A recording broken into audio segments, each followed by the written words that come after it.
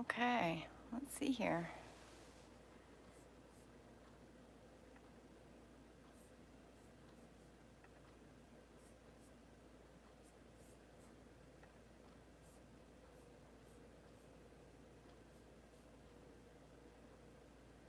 Is everybody here?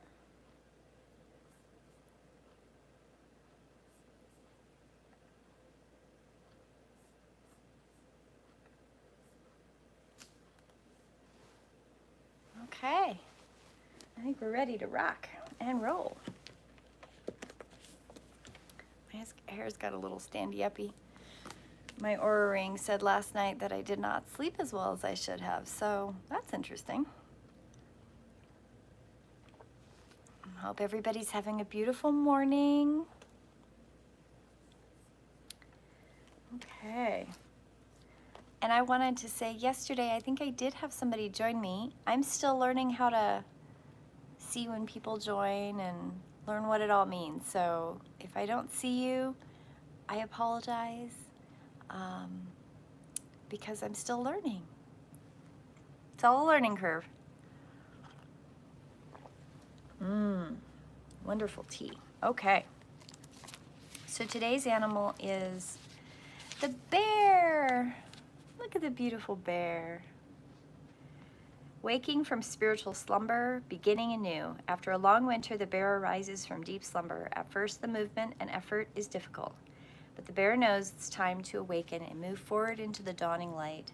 The bear card represents an individual on the cusp of new directions and personal transformation.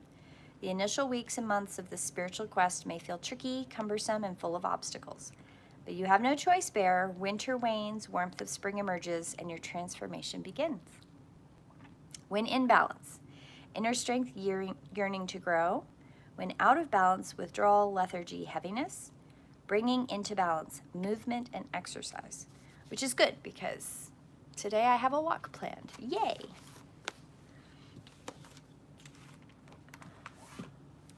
And the Kuan Yin deck. We have the Little One Rises. Beautiful card. Little One Rises. I see, nurture, and protect the small starts, the new ideas, the projects that are just beginning to come to life now. I see the potential in them, how they can grow into fullness, and I lift them with my grace above all interference into full flight. Divine timing and my grace shall bring growth and success to these small starts. Keep attending to the small matters, for from those seeds great gardens are going to manifest. Whatever intention, thought, or seed of hope has lodged itself in your heart or mind, it has the blessing of the Divine Mother. Allow her to nurture and protect that intention. Be careful with whom you share your intentions. Those with only the purest hearts will be able to nurture your dreams in their infancy. If such persons are not around you at this time, or even if they are, if you can hold your intentions close to your heart in solitude for a time, that can be wise.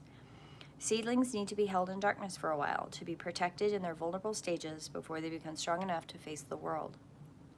So too, it is wise sometimes to nurture dreams in the heart of secrets, taking steps to gain strength under graceful guidance and the Divine Mother before sharing them with others.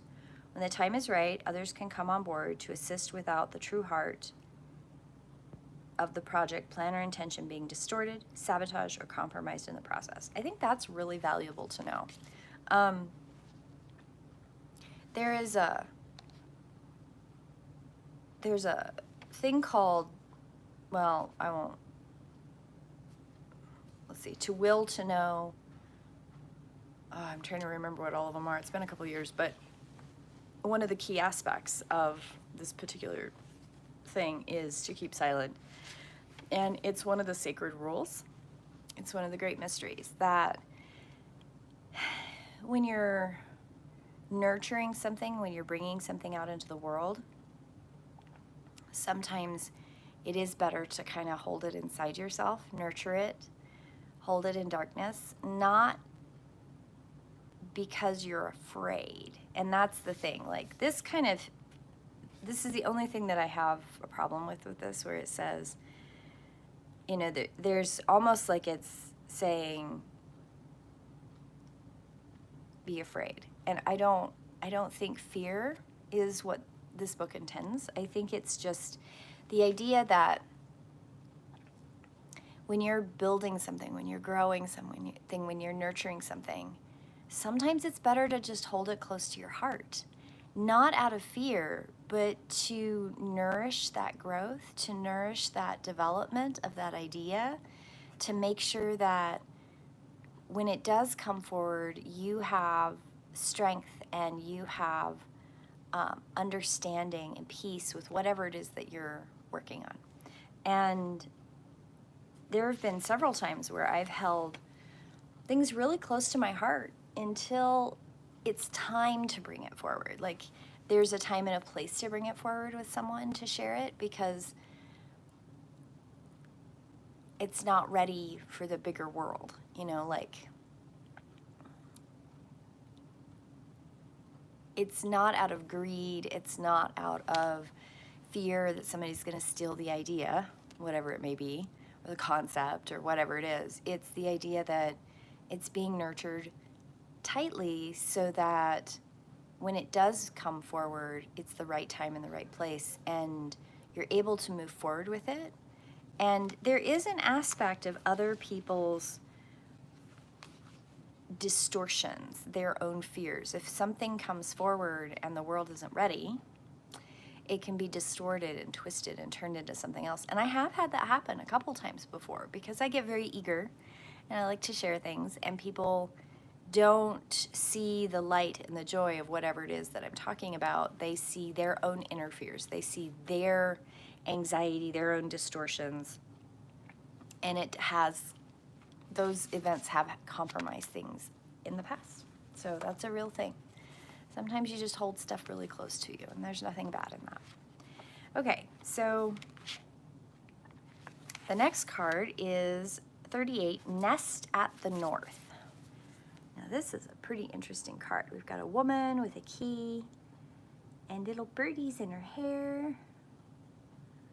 Isn't that beautiful? Nest in the North. The North is the power place of potential. It is the home of what is yet to be, of what can manifest according to our choices and divine timing. This is the realm of the future and the divination of that future. Predictions can be empowered if one sees them as an indication of potential rather than fatalistic eradicators of free will. It is the realm we gaze into the future to search for what our current choices will likely yield. And then, excuse me, and then consider if we need to evolve in our approach to life. I'll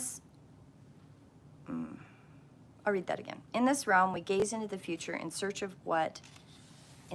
what our current choices will likely yield, and then consider if we need to evolve in our approach to life. Cultivate the most inspired vision of our future. What inspires What inspires and energizes you at a soul level? Create a safe space within your soul to nest that vision and give it time to develop.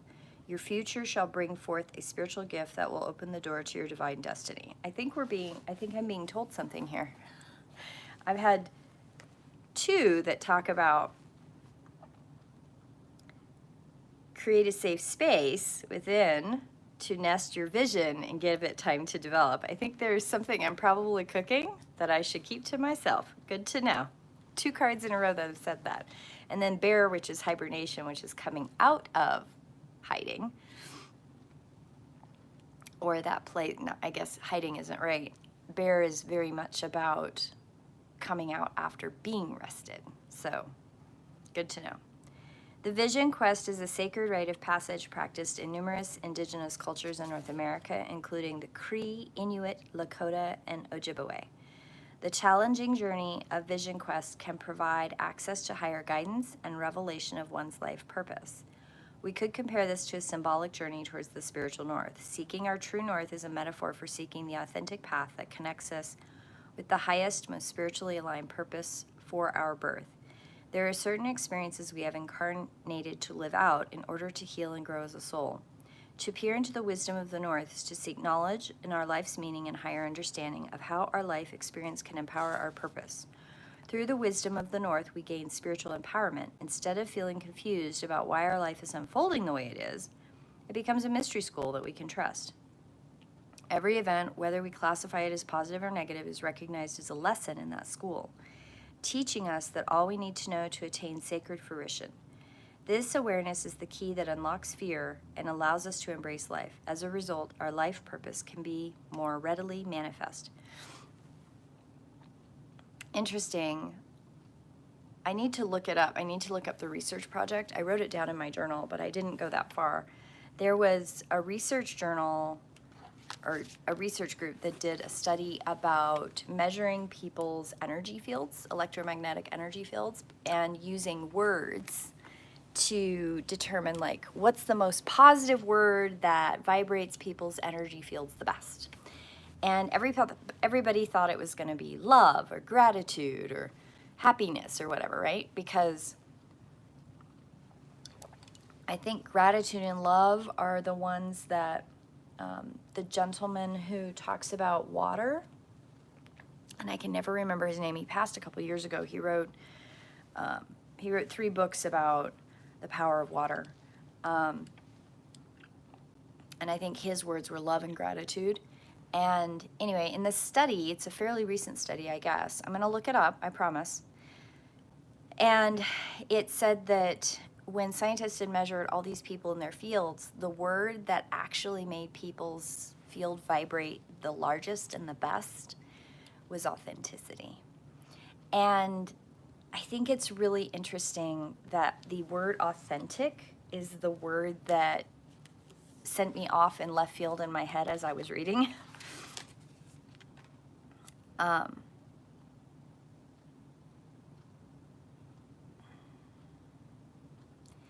Every event, whether we classify it as positive or negative, is recognized as a lesson in that school, teaching us that all we need to know to attain our sacred fruition.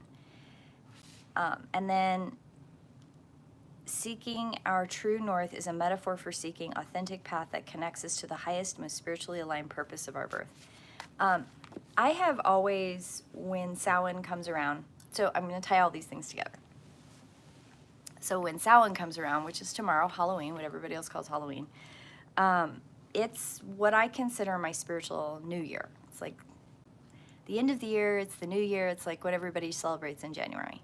New things, new goals, new things to lean into. And part of that energy is creating not a resolution. I don't necessarily do New Year's resolution. I think I have in the past, but what I look at is what are the things I've learned in the last year and what are the things I'm going to learn in the new year. And one of the things that has been an ongoing, recurrent theme this year has been authentically me. Be authentically me in this world that doesn't want to honor someone like me.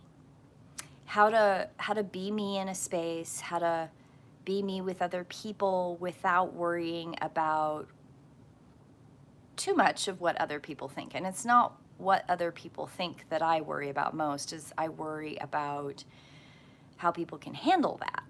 And this study that talks about the word authenticity is what helps people vibrate to their highest potential was like one of those aha moments, which is why I wrote it down, why I'm going to do some research to make sure that this is real.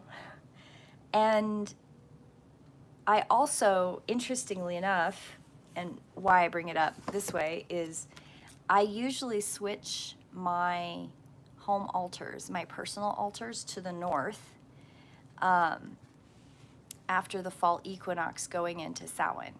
And I am not always able to, but I really like to switch my altars at the spring equinox to the east and then switch them at fall equinox back to the north. And I go from east to north. I have done it where I've gone all the way around the wheel. So I've done north from fall to I think when I did it before, I did fall to the 1st of February. And then in February, I switched to the east, and I did February, March, April, May, June. And then in June, May, I switched to the south. And then I went from the south in May, June, July, August. And then August, I switched to west. And then August, September, October, November, September, October. In October, I moved back to the north. So, you know, I've played with going all the way around the directions with my personal altar. And that's a fun thing to do. But this year, I switched back to north at the fall. And north is always very much like, for me, part of what the card said about turning that reflection, working on the self, figuring out what the next step is. I find that following the seasons with my altar makes me feel like I'm a little bit more connected. It also gets me outside because I'll collect things to put on my altar inside, leaves and stones and rocks and flowers, and I like to do things like that to bring a little bit of the outside inside, and it helps me keep from being isolated. Because I'll go, like, I've gone 3 weeks now and I haven't been outside for regular walks, so I know I need to get out, so I plan to walk today. And it just gets away from me because I get busy. So one of the things that I wanted to reflect on today, because it is Halloween, and it is what I would consider my new year. It is my, like, time of reflection, where in January everybody does like their New Year's resolution. What was my year like? What is my next year going to be? I usually do that on Samhain. I usually do that October 31st, November 1st. And Astra's come to say hello. Hello, Astra. No, don't rub the stand, please. You'll knock the phone off. So last year at Samhain, I was very intentional about looking at what my goals were for Samhain to Imbolc. And I was trying very hard, and I did. I actually followed it personally, even though I didn't share it the whole year. I followed the Celtic Devotional, which is one of my favorite books of all time. So if you ever want a book that walks you through like daily prayers and daily motivational statements and things that can help you like just kind of follow a method. I've never found a book easier, and I've never found a book better. I've actually contemplated writing one because I love daily devotions so much. And I have now 7 years of daily devotional writing and different things, but I've used this book a lot. And one of the things at this book starts in Samhain, like it starts at the very beginning in Samhain. And what I did last year is I very much intentionally looked at these cross quarters. So Samhain is Halloween, and then the next one is Imbolc, which is the spring quarter, and then the one after that is Beltane, which is the summer quarter, and then Lunasa, which is the fall quarter. And they're going by kind of this mythological ancient Celtic calendar. Some of it's myth, some of it's not. And I've really always enjoyed this book. And Samhain is the time where you figure out what you need to do to prepare for action. So it's the time of going inside, spending time with your family, spending time with yourself, figuring out what your goals are, figuring out what are the things that you need to work on. And last year, I went into Samhain with, and I put it out into the universe, and I said, universe, like, what is it that I need to learn? What are the things that I need to move forward for action? Where is the action, right? Like, where is the movement? And sure enough, by the first, I think it was the last week in November or first week in December last year, I discovered Body of Nine. It brought language and connection and community that I have been striving for. Last year I tried, before Samhain, this was before Samhain, I had tried doing group meetings called Body Workers Connections, just getting body workers in the area to come together once a month and just talk about like being a body worker in the community. And it never really launched. And then I met this beautiful community through Body of Nine. And so then in bulk, it started to pick up. So I did some fairs. I started participating more with that community. I went to all their workshops, all their study groups. I went to online classes. And as I learned more, the more I realized the depth and breadth of connection. And I became very involved in their business side, Body of Nine's business side, which is also fed into my business and community. And Astra, what are you doing, you silly goose? Come here. And then in Beltane, summer, it picked up even more. I was even more busy. And the thing I didn't do in Beltane, so between Beltane and Lunasa is where I kind of lost holding on to the energy of the wheel. And I know that I lost it because I got a little sidetracked. And as it was happening, I was like, oh, I can't lose track of that energy. I can't lose track of that connection. But I did. And I was able to redirect it towards the end of the Beltane area going into the fall equinox. And at the fall equinox, there was a really big shift for me. And, there was a timeline shift around that time, and there's a lot of stuff that's been going on. And I also committed to additional learning and additional licensing, and that's going to take a couple years to kind of finish, but all of that has led me to Samhain again.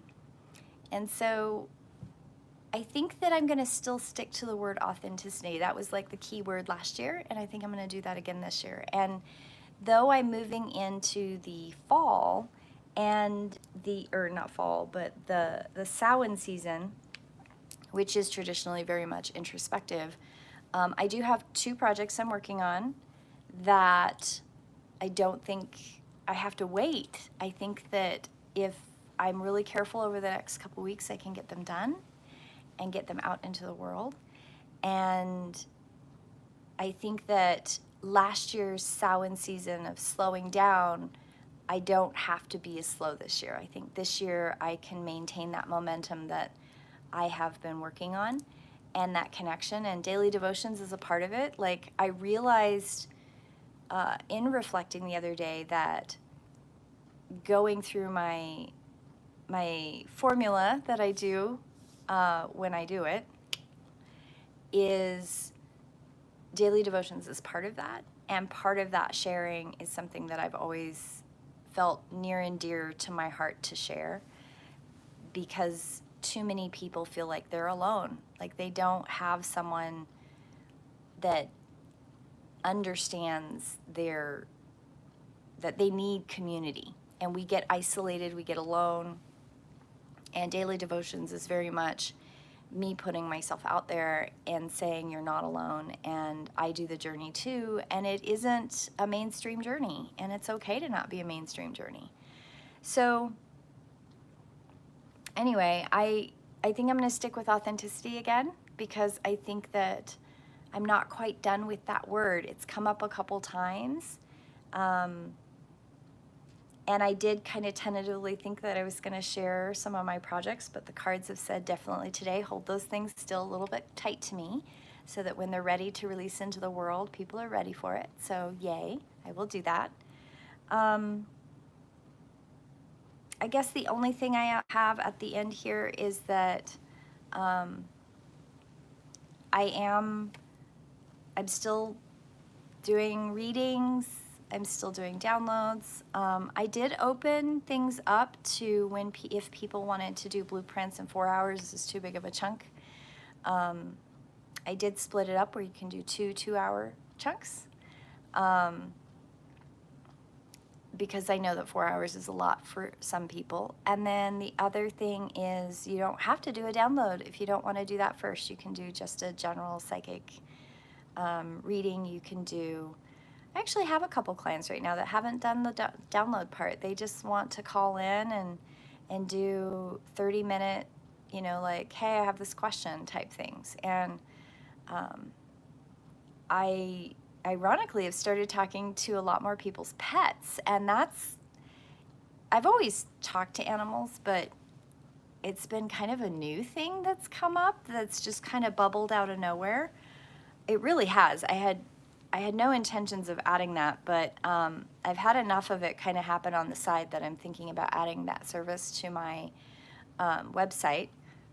I never thought I would do that, but okay. Normally I send people to other people, and I still do. I have references. So if you have somebody if you have a pet that you don't want me to talk to, which is fine, I do have other people I can refer you to. I have this amazing group of extended people that I'm happy to refer out. I am working on making sure my referral list is up to date. I think it is up to date. I think I added the last 2 names yesterday.